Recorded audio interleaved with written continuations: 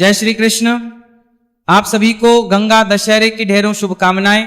प्रिय दर्शकों, आज के इस वीडियो में हम विशेष रूप से बात करेंगे गंगा दशहरे के बारे में। गंगा दशहरा है किस दिन? गंगा दशहरा किस दिन मनाया जाना चाहिए? कुछ लोग कह रहे हैं कि 25 मई को, फिर लोग कहते हैं नहीं नहीं ये तो निर्जला के एक दिन पहले आता है। फिर 25 मई को क्यों? निर्जला तो जून में है, 25 जून की। तो गंगा दशहरे का निर्धारण कैसे होता है? क्या गंगा 25 मई को मनाया जाना सही है या वो 24 जून को मनाया जाना चाहिए? गंगा दशहरे के निर्धारण का विधान क्या है, शास्त्रों में क्या वर्णन आता है, ये मैं आपको बताऊंगा। साथ ही बताऊंगा कि गंगा दशहरा पर हमें करना क्या चाहिए, कैसे आप इस दिन का खूब पुण्य लाभ ले सकते हैं। गंगा दशहरे के वो कौन से कर्म हैं जो सुबह से लेकर शाम तक के लिए बने हैं, जिनको करके आप प्रभु की कृपा प्राप्त कर सकते हैं और इस दिन का संपूर्ण पुण्य फल प्राप्त कर सकते हैं। इस प्रकार संपूर्ण शास्त्रीय जानकारी गंगा दशहरी के विषय में मैं आपको बताने जा रहा हूं। आपसे निवेदन है कि वीडियो यदि थोड़ा सा भी उपयोगी लगे तो एक बार लाइक अवश्य कीजिएगा और जितना हो सके शेयर कीजिए, जिससे कि अधिक से अधिक लोगों तक जानकारी पहुंचे और वो सभी इसका लाभ ले पाएं। ऐसी जानकारियों की आवश्यकता सभी को होती है। कमेंट बॉक्स में अवश्य लिखिएगा जय मां गंगा। मां गंगा के आशीर्वाद से आपके पापों का नाश होगा और आपके जीवन का कल्याण होगा। आप देख रहे हैं एस्ट्रो ओम ज्योतिष संस्थान का प्रतिष्ठित यूट्यूब चैनल एस्ट्रो ओम धार्मिक चैनल पर नए हैं तो सब्सक्राइब करते जाइएगा और बेल आइकॉन को अवश्य प्रेस कीजिएगा। आइए प्रिय दर्शकों, बात करते हैं गंगा दशहरे की। गंगा दशहरा वह दिन होता है जिस दिन मां गंगा का पृथ्वी पर आगमन हुआ था, पृथ्वी पर अवतरण हुआ था। कि बड़ी लंबी चौड़ी एक कथा है। वह कथा संपूर्ण रूप से के बजाय मैं आपको सार रूप में बता दूं कि इक्ष्वाक वंश में एक राजा हुए हैं, उनका नाम रहा है भगीरथ। भगवान के परम भक्त थे। ऐसा माना जाता है कि भगीरथ के जो पूर्वज थे उनसे कुछ अनेकों पाप कर्म हुए थे, इस कारण से उनको मुक्ति नहीं मिली थी। और आप जानते हैं, मैं सदा आपसे कहता हूं कि कुछ दिन ऐसे होते हैं जिनमें कुछ काम हो जाए तो वो अक्षय हो जाते हैं, अर्थात पाप हो जाए तो वो भी अमिट होते हैं। उन पापों को कभी मिटा नहीं जा सकता तो उनको भुगतना पड़ता है, और वैसे ही पुण्य हो जाए तो वो भी अमिट होते हैं। तो इस कारण से कुछ पाप हो जाने के कारण से उनके पूर्वजों को मुक्ति नहीं मिल रही थी। वो नरक में पड़े हुए थे, नरक में यातनाएं झेल रहे थे। और राजा भगीरथ को यह भी आशंका थी कि आगे भी ना जाने कितने लोग होंगे जो इस प्रकार से यातनाएं झेलेंगे, तो किस प्रकार से अपने पूर्वजों का उद्धार हो सके और अपनी जो भविष्य की पीढ़ियां हैं मानव समाज की, उनका भी उद्धार हो सके, जिससे कि वो नरक जाने से बचे, उनके पापों का नाश इस पृथ्वी पर ही हो जाए। इसके लिए अमनों के द्वारा उनको सलाह दी गई कि मां गंगा की आराधना की जाए। यदि मां गंगा पृथ्वी पर होती है तो उनके जल के द्वारा बड़े बड़े पापों का नाश हो जाता है। उनके जल में स्नान करके मनुष्य अपने सभी पापों का नाश करके और यम यात्रा से बच सकता है। तब महाराज भगीरथ ने कठिन तपस्या की। कठिन तपस्या मतलब इतनी कठिन तपस्या जो साधारण मनुष्य के लिए संभव ही नहीं है। उस कठिन तप के बाद मां गंगा प्रसन्न हुई। उन्होंने भगीरथ को आशीर्वाद दिया उसके निवेदन करने पर कि वो अवश्य पृथ्वी पर आएंगी। लेकिन फिर परेशानी ये कि मां गंगा की धार बड़ी तीव्र है। जब वो स्वर्ग से पृथ्वी पर आएंगी तो क्या पृथ्वी उस भार को वहन कर पाएगी, झेल पाएगी, सहन कर पाएगी? कहीं ऐसा तो नहीं कि डोल जाएगी और जीवन खतरे में पड़ जाएगा। तब महाराज भागीरथ ने भगवान शंकर से प्रार्थना की, उनकी तपस्या की, उनको प्रसन्न किया और उनसे निवेदन किया कि प्रभु आप मां गंगा के भार को अपनी जटाओं में धारण करें। इस प्रकार से भगवान शंकर ने जटाओं में मां गंगा को धारण किया और फिर इस दशहरे पर, जिसे हम गंगा दशहरा कहते हैं, इसी दिन मां गंगा भगवान शंकर की जटाओं से होती हुई एक छोटी सी धारा के रूप में पृथ्वी पर अवतरित हुई। इसीलिए आप देखेंगे, अगर आप कभी गए होंगे गंगा के उद्गम स्थल पर, जो कि के नाम से जाना जाता है, वहां गाय का छोटा सा मुख है, वहां कोई वाहन नहीं जाता, वो एक लंबा रास्ता है, ऊंचा पहाड़ वाला रास्ता है, वहां पर केवल पैदल ही जाया जा सकता है और वहां रुकने की कोई व्यवस्था नहीं है। वो कोई टूरिस्ट स्पॉट नहीं है। अगर कभी भी आप जाना चाहें तो वहां जा सकते हैं दर्शन के लिए। वो छोटा सा स्थल है, वो वहां गाय के मुख से, गाय के मुख की आकृति से मां गंगा का उद्गम हो रहा है, इसीलिए उसको गोमुख कहते हैं। भगवान शंकर के जटाओं से कैलाश पर्वत से होती हुई वहां से पृथ्वी पर धीरे धीरे आती है, पहाड़ों से उतरकर। तो ये जो दिन है गंगा दशहरा, इसका विशेष फल क्या है, पुण्य क्या है प्रिय दर्शकों? क्योंकि इस दिन मां गंगा पृथ्वी पर आई थी इसीलिए इस दिन आप गंगा दशहरे पे जो योग बनते हैं ना, वो बड़े विशेष होते हैं। इस समय सभी ग्रह नक्षत्रों की जो दशा थी वो बड़ी उत्तम थी, सभी का स्थान बड़ा उत्तम और पुण्यदायी था। इसीलिए इस दिन माँ गंगा की पूजा करना, उनका आशीर्वाद प्राप्त करना, दान करना, जप करना, ये अत्यंत पुण्य प्रदान करने वाला होता है। इससे बहुत पुण्य की प्राप्ति होती है। अब प्रश्न उठता है जी इस दिन करना क्या चाहिए। सबसे प्रमुख कार्य अगर आप कर सकें तो इस दिन आपको गंगा स्नान करना चाहिए। माँ गंगा की धारा में जहां भी आपको अवसर मिले वहां स्नान करें। आप सबके लिए संभव नहीं है गंगा जी जाना, तो क्या करें, तो आप अपने घर पर जो स्नान करेंगे ना उसी में गंगा जल मिला लीजिएगा। जब स्नान करेंगे उससे पहले जो बाल्टी भरते हैं तो उसको अच्छे से साफ कीजिए, पहले उसमें गंगा जल डालिए, फिर शुद्ध जल भरिए, ये नियम है उसका। तो फिर गंगा जल में जल मिला रहे हैं तो उस जल से आप हर हर गंगे बोलते हुए स्नान कर लीजिएगा। एक मंत्र बता देता हूं यहां पर, अगर आप स्नान करते समय बोल देंगे तो बहुत उत्तम है, कल्याणकारी है। मंत्र जो है गंगे च यमुने चाइव गोदावरी सरस्वती नर्मदे सिंधु कावेरी जले जस्मिन सन्निधिं कुरु, ये जो स्नान है ना ये परम कल्याणकारी होगा। माँ गंगा का ये एक मंत्र बोलते हुए स्नान कर लीजिए, बड़ा कल्याणकारी होगा। ये स्नान आपके पापों का नाश करने वाला होगा। सबसे पहले तो प्रयास कीजिए कि ये स्नान आप कीजिए सुबह प्रातः काल सूर्योदय से पहले। इसका सूर्योदय से पहले अगर स्नान करते हैं तो पुरुषोत्तम मास का जो स्नान है वह वैसे ही करोड़ गुना पुण्य देता है, और वो भी गंगा दशहरे पर पुरुषोत्तम मास स्नान, ये परम कल्याणकारी हो जाएगा। इतना पुण्य जो आपके सभी पापों का नाश कर देगा। इसीलिए आपको प्रयास करके सुबह सूर्योदय से पहले स्नान करना है। आप अपने स्थान पर देख लीजिए सूर्योदय कब होता है, क्योंकि अभी दिल्ली के आसपास के क्षेत्रों में सूर्योदय 5:30 बजे का समय है। राजस्थान अगर कहीं आप हैं तो राजस्थान में भी जयपुर का समय अगर आप देखेंगे तो वही 5:20 के आसपास का समय रहेगा। उत्तर भारत में भी लगभग यही समय है। बाकी आप अपने प्रदेश के अनुसार देख लीजिएगा। अगर आपको ज्ञात ना हो अपने यहाँ का समय तो आप कमेंट बॉक्स में लिख के पूछ लीजिएगा। स्नान आदि करके स्वच्छ वस्त्र धारण कीजिए। इस दिन भगवान नारायण की पूजा कीजिए, परम कल्याणकारी है। क्योंकि भगवान नारायण के चरणों से ही तो माँ गंगा का उद्गम हुआ है। तो प्रभु का जब पूजन करते हैं, श्रवण करते हैं, तो माँ गंगा का आशीर्वाद आपको स्वतः ही प्राप्त हो जाता है। भगवान नारायण का पूजन कीजिए। पूजन की विधि मैंने आपको अलग से अपलोड की हुई है, बता रखी है कि कैसे आपने पूजन करना है। भगवान के किसी भी स्वरूप का पूजन कर सकते हैं आप। शालिग्राम भगवान, लड्डू, गोपाल जी, विष्णु भगवान का जो भी आपके पास चित्र स्वरूप, तस्वीर आदि जो भी हो आप पूजन कीजिए।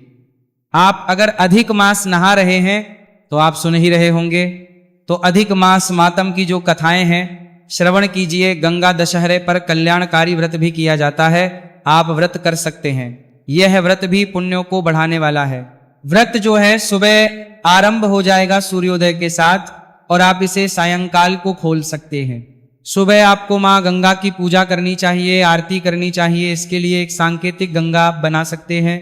सांकेतिक गंगा के इस प्रकार से एक पात्र लीजिए, उसमें पहले थोड़ा सा गंगा जल भरिए, फिर शुद्ध जल भरिए, और माँ गंगा मानकर उत्तर दिशा की ओर सामने उसको रख के और आसन लगा के बैठ जाइए। धूप दीप रखिए, एक लौटा लीजिए तांबे का, उसमें पहले थोड़ा गंगा जल भरिए, फिर शुद्ध जल भरिए। माँ गंगा का पूजन सूक्ष्म रूप से करते हैं। तो सबसे पहले अपने सीधे हाथ पे जल लीजिए।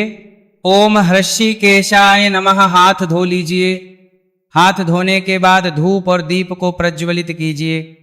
शुभम करोति कल्याणम आरोग्यम धन संपदा शत्रु बुद्ध विनाशाय दीप ज्योतिर्नमो छस्तुते। धूप और दीप को प्रज्वलित कीजिए। धूप दीप प्रज्वलित करके अपने सीधे हाथ पे जल लीजिए, अक्षत लीजिए, पुष्प लीजिए। 3 बार बोलिए ओम श्री विष्णु, ओम श्री विष्णु, ओम श्री विष्णु। अपना नाम, अपना गोत्र, जिस स्थान पर बैठकर पूजन कर रहे हैं वहां का मकान नंबर, क्षेत्र का नाम, शहर का नाम, ज्येष्ठ माह से शुक्ल पक्ष दशम पुण्यतिथि व आयु आरोग्यता प्राप्त मां गंगा प्रसन्ना, अर्थात गंगा दशहरा व्रत। बोले 100 श्री विष्णु, और वह संकल्प मां गंगा के चरणों में छोड़ दीजिए। अगर आप सांकेतिक गंगा ना बना पाए, जल से आपके पास कोई तस्वीर हो तो आप उस पर भी पूजन कर सकते हैं। मां गंगा का संकल्प करने के बाद मां गंगा को पुष्प के माध्यम से जल के छींटे दीजिए। एक प्रकार से स्नान करा रहे हैं। फिर मां गंगा को वस्त्र के रूप में मौली का एक टुकड़ा तोड़ के अर्पित कीजिए, या वस्त्र अर्पित कर सकते हैं। एक साड़ी आदि दीजिए, लाल रंग की साड़ी लीजिए, उस पे कुछ श्रृंगार का सामान रखिए, वहां अर्पित कीजिए। मातेश्वरी को तिलक करेंगे, रोली कुंभ को माले से तिलक कीजिए, अक्षत अर्पित कीजिए, पुष्प अर्पित कीजिए, और माला है तो माला पहनाइए, धूप दिखाइए, दीप दिखाइए, नैवेद्य के रूप में फल है तो फल अर्पित कीजिए, मिठाई है तो मिठाई, मिश्री, बताशा जो आपके पास उपलब्ध है वो अर्पित कीजिए, और फिर एक चम्मच जल अर्पित कर दीजिए आचमनी के रूप में। जो भी दक्षिणा अर्पित करना चाहते हैं वह दक्षिणा अर्पित कीजिए। मां गंगा का हाथ जोड़ के ध्यान कीजिए, गग्गा ध्यानम वह निशुद्धांशुकाधानाम रत्न भूषण भूषिताम शरद पूर्णेन्दुशतक प्रभा जुष्ट कलेवराम हैषद्धास्य प्रसन्नास्या शश्वत सुस्थिर यौवनाम बिभ्रतीं कबरी भारम मालती माल्य संयुताम। बोलिए गंगा मात की जय। यह पूजन करने के गंगा दशहरे की जो मां गंगा के उद्गम की कथा है उसका श्रवण कीजिएगा, चैनल पर आपको प्राप्त हो जाएगी। इस दिन आपको गंगा स्रोत सुनना चाहिए, मैंने पहले से ही अपलोड किया है, आप अवश्य उसका लाभ लीजिए। वीडियो ना मिले तो यूट्यूब पर लिखिएगा गंगा स्रोत, तो आपको वीडियो सामने आ जाएगा। इस प्रकार से कथा आदि सुन के फिर आप आरती कीजिएगा। आरती भी मैं आप लिए कथा में ही रिकॉर्ड कर देता हूं, साथ के साथ आरती करके फिर नियमानुसार दिन को व्यतीत कीजिए। इस दिन आपको दान अवश्य देना चाहिए, क्योंकि इस दिन का जो दान है वो खूब पुण्य देने वाला होता है। प्रश्न उठता है दान क्या करें? दान आप ब्राह्मण को भोजन करा सकते हैं, दान दक्षिणा आदि दे के विदा कर सकते हैं, खाद्य सामग्री मंदिर में दे के आ सकते हैं। आसपास कोई योग्य ब्राह्मण है तो उसको दे सकते हैं, जो सामग्री आदि नहीं दे सकते, जिनके पास समय का अभाव है, तो आप द्रव्य केवल पैसे का दान कर सकते हैं। आप किसी गरीब की सहायता कर सकते हैं, भोजन दे सकते हैं, जल दे सकते हैं, वस्त्र दे सकते हैं, जो भी हो छोटे से छोटा कार्य पर आपने करना अवश्य है। इसके अतिरिक्त आप पक्षियों को दाना डालें, ये पुण्य देने वाला होगा। आप चींटियों को आटा खिलाएं, गाय माता को चारा खिलाएं, जितना करें उतना उत्तम है आज के दिन। पर आज आपने अवश्य रूप से दान देना है, इसका आप ध्यान रखिएगा। इस प्रकार से आप दशहरा मनाइए, मां गंगा का आशीर्वाद आपको प्राप्त होगा, आपके पितृ तृप्त होंगे। अब एक कर्म बताता हूं जो आपने अवश्य करना है गंगा दशहरे पर। वो कर्म है अपने पितृ के निमित्त जल तर्पण। देखिए, एक तो ये पुरुषोत्तम मास चल रहा है, पुरुषोत्तम मास में तो प्रतिदिन पितृ तर्पण करना चाहिए, परम कल्याणकारी है। अब प्रतिदिन ना कर पाए तो प्रमुख तिथियों पर तो करिए। और ये तो गंगा मां के पृथ्वी पर आगमन का दिन है, इस दिन आपको पितृ को अवश्य तृप्त करना चाहिए। इसके लिए एक लीजिएगा तांबे का, उसमें पहले थोड़ा सा गंगा जल भरिएगा, फिर शुद्ध जल भरिएगा, एक पत्ता तुलसी का डालिएगा, और कुशा हो तो कुशा डालिएगा, काले तेल का प्रयोग नहीं होगा। ध्यान दीजिएगा, इस दिन लोटे को सामने रखिए, आसन लगाइए और दक्षिण दिशा की ओर मुख करके बैठ जाइए, लोटा सामने रखिए। इसके बाद गीता के 7वें अध्याय का श्रवण कीजिएगा। 7वां अध्याय सुनिए। गीता का सुनने के बाद संकल्प करते हुए उसका पुण्य अपने पितरों को अर्पित कीजिए, कि इसका जो पुण्य है वो सभी पितरों को आपके प्राप्त हो। और जल से मंत्र सहित तर्पण कीजिए। तर्पण जो है सीधे हाथ में अंगूठे और उंगली के बीच का जो क्षेत्र है, इसे पितृ तीर्थ कहते हैं, वहां से आपको तर्पण करना है। और फिर ये जल आप पीपल में अर्पित कर दीजिएगा। अगर रविवार का दिन ना हो तो रविवार को किसी अन्य वृक्ष में अर्पित कर सकते हैं। इस प्रकार से ये जल तर्पण और गीता के 7वें अध्याय का जो पुण्य है ना, ये आपके पितरों को तृप्ति प्रदान करता है। शास्त्र कहते हैं कि यदि कहीं किसी के पितृ घोर कष्ट में भी होना, तो वहां भी उनको इससे संतुष्टि और तृप्ति प्राप्त होती है। और जब प्रसन्न होते हैं तो आपके जीवन के सभी संकट दूर हो जाते हैं। और ये तो वैसे भी मां गंगा का अवतरण दिवस है, तो इस दिन तो निश्चित ही मां गंगा सभी पापों का नाश करेंगी, और आपके पितृ अगर कहीं कष्ट में होंगे तो उनको मुक्ति प्राप्त होगी। ये कर्म आपको गंगा दशहरे पे अवश्य करना है। ये कर्म आपको बिना कुछ खाए पिए करना होता है, इसीलिए आप सुबह सुबह कर लें, उत्तम रहेगा। बाकी आप पूरा दिन में इसको कभी भी कर सकते हैं। सूर्योदय के बाद किया जाता है, और सूर्यास्त से पहले जब भी आप दिन में समझ आए आपको, आप कर सकते हैं।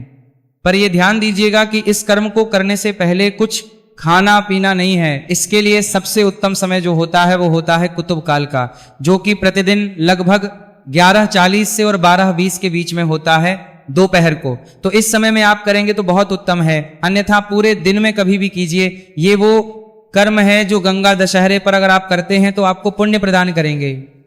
अब प्रश्न उठता है कि जी गंगा दशहरा है, कब मनाएं, कब? क्योंकि गंगा दशहरे के विषय में कुछ अलग अलग बातें कही जा रही है। देखिए, गंगा दशहरे के विषय में शास्त्र कहते हैं कि गंगा दशहरा ज्येष्ठ मास के शुक्ल पक्ष की दशमी तिथि को मनाया जाता है। अब इसमें ऐसा नहीं कहीं वर्णन आता है कि भाई शुद्ध ज्येष्ठ होना चाहिए या अधिक ज्येष्ठ में भी मना सकते हैं क्या।